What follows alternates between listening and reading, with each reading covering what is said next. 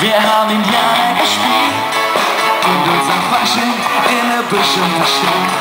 Was war eigentlich los? Wir haben niemals gefühlt, so eng miteinander und noch gar nichts gecheckt.